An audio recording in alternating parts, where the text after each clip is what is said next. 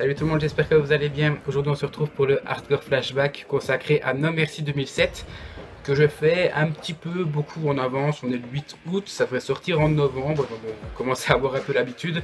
Pour indication, ça sort le jour même de la sortie du Hardcore Flashback sur Unforgiven 2007, donc c'est vous dire à quel point ça remonte. Bref, comme je l'ai dit, aujourd'hui on se retrouve pour No Mercy 2007 qui a eu lieu le 7 octobre à l'Allstate Arena de Chicago dans l'Illinois. Donc CM Punk était chez lui et tout le monde connaît maintenant ce public. C'est un public de malades, même si ça s'est pas forcément fait ressentir durant cette soirée là. Donc je vous montre juste No Mercy, le boîtier qui est magnifique, donc la jaquette avec Randy Orton. Sur Unforgiven, je suis désolé, il y a eu les reflets, là je le baisse un petit peu, c'est beaucoup mieux. Donc l'arrière, c'est vraiment simple en fait, on voit juste la liste des matchs avec certains lutteurs là. Concernant l'intérieur, vous le voyez, c'est comme Unforgiven, hein, on voit Randy Orton, c'est assez neutre. Donc voilà, rien à dire, c'est No Mercy 2007. Donc je vous l'avais dit pour Unforgiven 2007 que j'avais fait un peu mes pronostics par rapport à ce pay-per-view là, j'ai dit entre 8 et 8,2. Il avait vraiment le potentiel pour arriver à 8,2. Finalement, quand j'ai fait mes petits calculs, je pensais que ça pouvait atteindre les 8, pardon, et finalement non. Mais en gros, c'est un très bon pay-per-view, surtout pour 2007. Je le considérais vraiment comme un des meilleurs. Même si Cyber Sunday est au-dessus, de toute façon je vous dirai la note finale en fin de vidéo. Mais je suis un petit peu déçu pour la note. Pour le pay-per-view, ça valait un 8 pour moi. Et après réflexion, il y a deux mauvaises notes en fait. C'est pour dire que j'ai ça pour les notes de musique, ça fait deux fausses notes en fait si on veut bien, qui font relativement baisser la note finale de ce pay-per-view. Mais on commence tout de suite avec le premier match. Premier match, et d'abord avant le premier match, comme vous le savez ou pas, en tout cas les gens qui ont suivi devraient s'en souvenir, No Mercy 2007, ça a sonné la fin pour John Cena en tant que champion de la WWE qu'il avait depuis Unforgiven 2006. Donc ça faisait 1 an et 1 mois que John Cena était champion. Finalement il s'est blessé. Il en avait pour 6 à 12 mois d'absence. Finalement, il est revenu 3 mois plus tard pour le Royal Rumble 2008. Et je ne vais pas m'étendre sur le sujet ici. Mais du coup, la ceinture a été rendue vacante. Et en fait, on va dire, la promesse du pay-per-view, c'était qu'il y aurait un nouveau champion et que ce champion allait défendre sa ceinture. Donc, directement, le pay-per-view, il commence vraiment dans le vif du sujet. Vince McMahon arrive et annonce qui est le nouveau champion. C'est Randy Orton. Randy Orton qui était le challenger numéro 1 au titre de Cena alors que Cena était encore champion. Finalement, même si c'est Mr. Kennedy qui a blessé John Cena dans un match simple à Raw, on va dire que la faute a été mise sur le dos de Randy Orton pour coller un petit peu à la suite, pour que la suite de la rivalité qui entoure un peu le titre de la WWE soit crédible. Donc Randy Orton a été le champion de la WWE et devait choisir lui-même, donc sur ordre de William Regal, il devait choisir lui-même son challenger numéro 1 pour la soirée. Finalement, il a fait un petit speech anti-Cena et Triple H est arrivé donc pour le challenger. Il a un peu provoqué Vince McMahon. Vince McMahon a cédé et a offert en fait le match à Triple H tout de suite. Donc, premier match de la soirée, Randy Orton défend son titre de la WWE contre Triple H. Dites-moi, depuis combien de temps ça faisait qu'on n'avait pas eu un match, enfin un opener pour le titre de la WWE? Je crois que c'est la première fois depuis 2006 que je vois ça. Donc concernant mes notes, je le rappelle, si je regarde là et pas directement vous dans les yeux, c'est parce qu'il y a mes notes sur mon iPhone. Donc j'ai mis que c'était l'un des matchs les plus beaux en opener. En même temps, le titre est en jeu, donc il y a plus de suspense, même si je savais qui allait gagner le match. Il y avait plus de suspense, donc ça fait qu'il y a plus d'engouement pour ce match, le public donne plus de voix, il y a plus d'ambiance, il y a toujours le money time en fait, si je peux dire ça comme ça, avec la fin du match, on ne sait pas vraiment qui va gagner. Donc forcément, ça fait que c'est un bon petit match, c'est pas le meilleur hein, côté de la WWE, de loin pas, si c'était le main event, ça aurait été crédible, mais voilà, on se serait attendu à meilleur, mais c'était quand même vraiment plaisant. Petit problème, beaucoup de temps mort dans le match, pas autant que dans le main event, mais je m'expliquerai plus tard pourquoi je fais le lien entre les deux pour ceux qui ne le savent pas. Mais en fait, on a bien débuté la soirée avec cet opener qui reste quand même, je vais dire un petit bijou, j'exagère quand même beaucoup, mais pour un opener, ça m'a fait plaisir, voilà. Deuxième point négatif, finir sur un petit paquet. Donc, je vous l'annonce, Triple H a battu Randy Orton pour devenir champion de la WWE. Donc le règne d'Orton, son premier règne d'ailleurs en tant que champion de la WWE, pas majeur, hein, enfin pas poids lourd parce que le poids lourd fait partie des majeurs aussi, mais le premier règne en tant que champion de la WWE de Randy Orton a duré à peu près 20 minutes, même pas quoi. Donc dommage, et surtout que ça se finisse sur un petit paquet. Je déteste les matchs qui sont pour les titres qui se finissent par un petit paquet. J'avais déjà parlé de ça pour le match Candice Michel contre Beth Phoenix pardon, à Unforgiven 2007.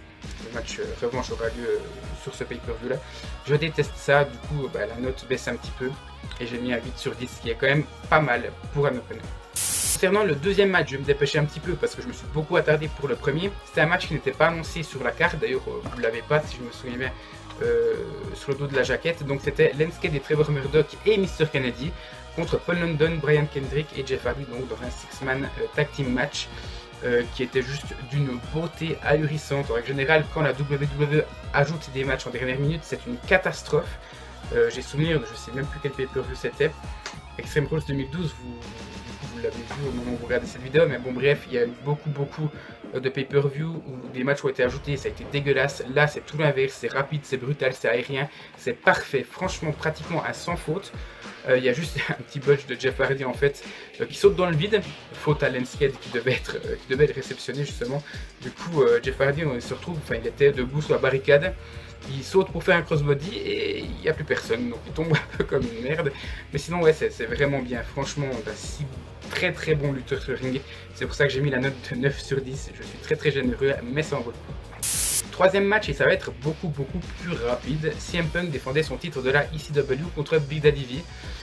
Match qui partait bien, j'adore les oppositions un peu David contre Goliath, surtout qu'on a Big Daddy V qui est juste monstrueux et CM Punk donc qui était déjà un de mes lutteurs préférés à ce moment-là, même si je l'ai plutôt apprécié à partir de la SES. Donc vraiment on partait sur quelque chose de bien et au bout de 1 minute 30, donc juste pour vous dire 1 minute 30 très bien, donc je m'attendais à mieux. Matt Striker vient attaquer CM Punk alors qu'il venait de faire un dropkick du haut de la 3ème corde sur Big Daddy V qui tombait.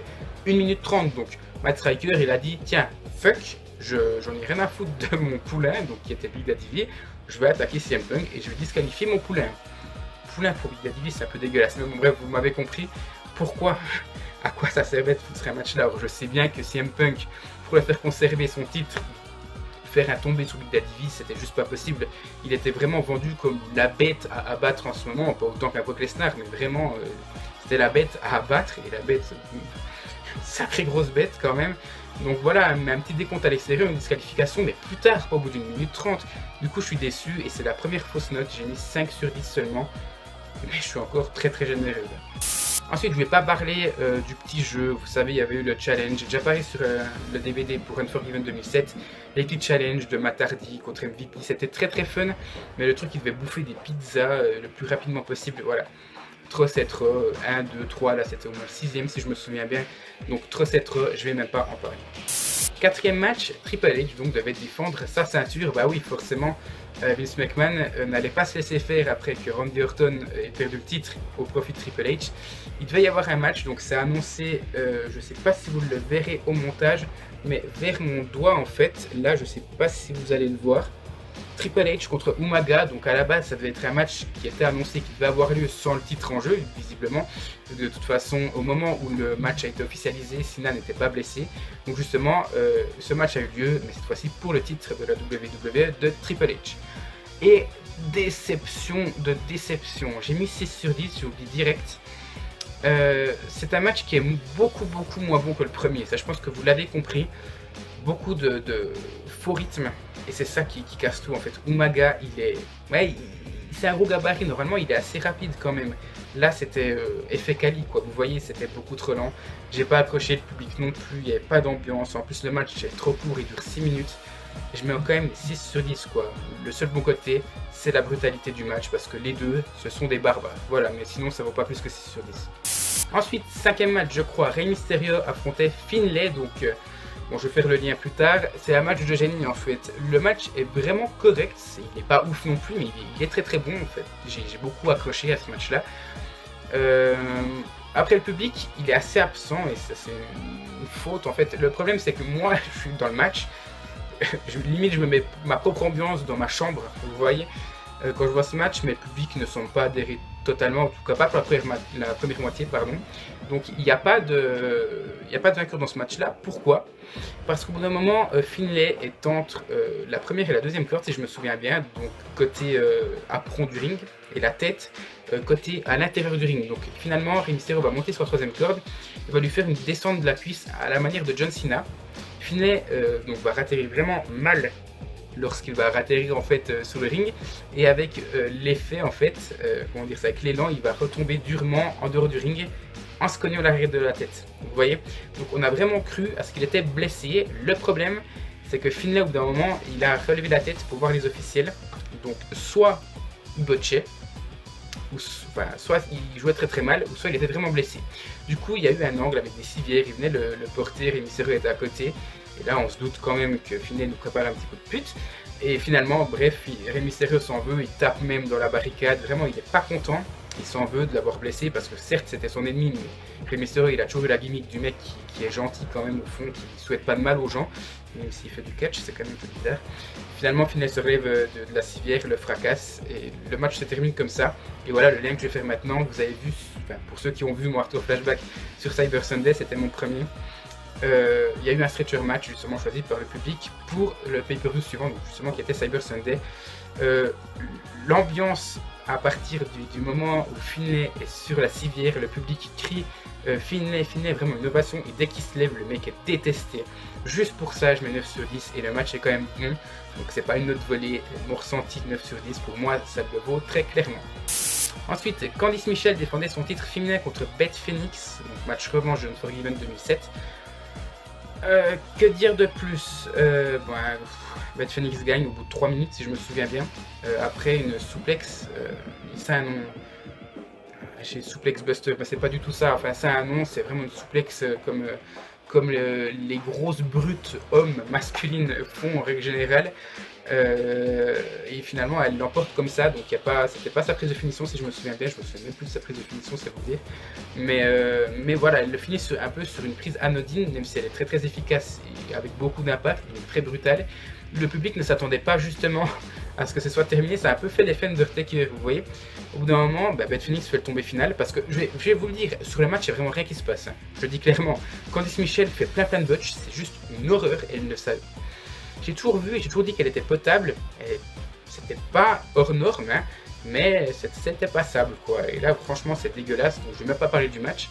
Je vais revenir un peu sur mon histoire du tombé. Elle fait le tombé et la cloche ne sonne pas et le public a eu pratiquement la même réaction, comme si le temps s'arrêtait en fait.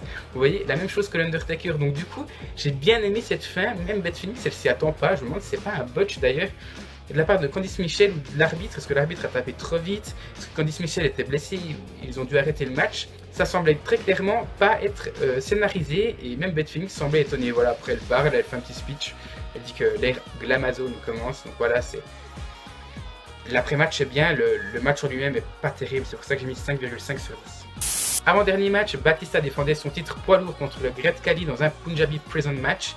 Une crainte, le rythme. Et j'ai bien fait, j'y reviens plus tard, je vais juste vous expliquer les règles. Je crois que c'est le premier et seul qu'il y a eu dans l'histoire de la WWE. Qu'est-ce que le Punjabi Prison Match? C'est une première cage qui est autour du ring, c'est-à-dire qu'il est un peu à la manière du steel cage. Les lutteurs ne peuvent pas vraiment descendre du ring, ils doivent passer la première cage. Pour cela, ils ont 4 portes sur les 4 côtés de la cage. Et du moment où un des deux catcheurs demande à l'arbitre, chaque arbitre est dans un des 4 côtés en fait, pour lever la cage. Enfin, des petites portes qu'il y a dans la cage. Et à partir du moment où un des deux catcheurs demande à ce que la cage se lève, la porte de la cage, une des 4 portes de la cage qui se lève, pardon, ils ont 60 secondes pour s'enfuir, et sinon cette porte est scellée. Et il y en a 4 comme ça sur la première partie. C'est ce qui s'est passé, les deux lutteurs pardon, ont demandé à ouvrir la porte, ils n'ont pas pu le sortir à temps. Justement parce que soit Khali retenait Batista, soit Batista retenait Khali. Donc les 4 portes ont été scellées, fermées, basta. Que faire à partir de ce moment-là? C'est du steel cage classique. Si la porte est fermée et qu'il n'y a pas de tombée, il faut sortir, escalader les deux cages. Voilà, tout simplement. C'est une rivalité, une stipulation pardon, qui est assez compliquée à comprendre. Enfin, c'est pas banal. Voilà, tout simplement. Donc ça peut surprendre et c'est assez compliqué. Mais j'ai vraiment bien aimé ce match-là. Le problème, c'est le rythme. Le Khali ne sert à rien. Et on sent clairement l'absence de Rey Mysterio dans ce match-là. À Unforgiven, on a eu un match triple menace. Voilà, c'est lui qui avait sauvé ce match-là. En guillemets, là, il n'y a pas Mysterio, donc ça s'en ressent d'autant plus. Par contre, l'image que je vais mettre en avant pour ce match-là, c'est Batista. Khali va faire un vice grip, donc vous savez, sa prise de finition sur Batista. Ça va être KO sur le ring. Et le Khali va sortir d'une des premières cages et va escalader la deuxième, alors que Batista se réveille lorsque Khali est pratiquement tout en haut de la deuxième cage, vous voyez. Donc oui, parce qu'il n'y a pas de toit aux cages, si jamais vous n'auriez pas compris. Donc Batista, qu'est-ce qu'il va faire? Il comprend bien qu'il n'a aucune chance de réussir à gagner ce match-là et à conserver son titre. Donc il va escalader la première cage, il va sauter jusqu'à la deuxième au lieu de la redescendre et de la remonter. Dingue, c'est l'image pour moi du pay-per-view quand même s'il y a beaucoup d'autres points forts. Et donc Batista finit par l'emporter sur le fil quand même, il va descendre limite avant Khali, parce que Khali prend vraiment son temps. Le match est pas fou, la stipulation rattrape le truc, c'est pour ça que je mets 7,5 sur 10. Et enfin, dernier match, Triple H devait encore une fois défendre son titre de la WWE contre Randy Orton. Randy Orton qui invoque donc son match retour le jour même, donc troisième match de championnat pour le titre de la WWE, c'est assez dingue. C'était pour un Last Man Standing match, donc qui à l'origine était la stipulation qui devait opposer John Cena à Randy Orton. Si Cena ne s'était pas blessé, donc Triple H le remplace en fait pour le main event. C'était un match magique, hein, d'une brutalité rare, quelques cassures de rythme, mais en même temps c'est un last man standing. L'arbitre doit compter jusqu'à 10, Randy Orton va se relever 4 fois au compte de 9. Donc déjà beaucoup de suspense, mais en même temps au niveau cassure de rythme, c'est tout à fait normal, donc je peux pas vraiment pénaliser ça. Donc c'était vraiment un match brutal comme jamais, pour moi c'est un des meilleurs last man standing match que j'ai jamais vu. En même temps Triple H, on ne le voit plus vraiment lutter en ce moment, hein. Le dernier match remonte à Sting, en tout cas au moment où je parle. Peut-être qu'il aurait eu un match à SummerSlam, je ne sais pas.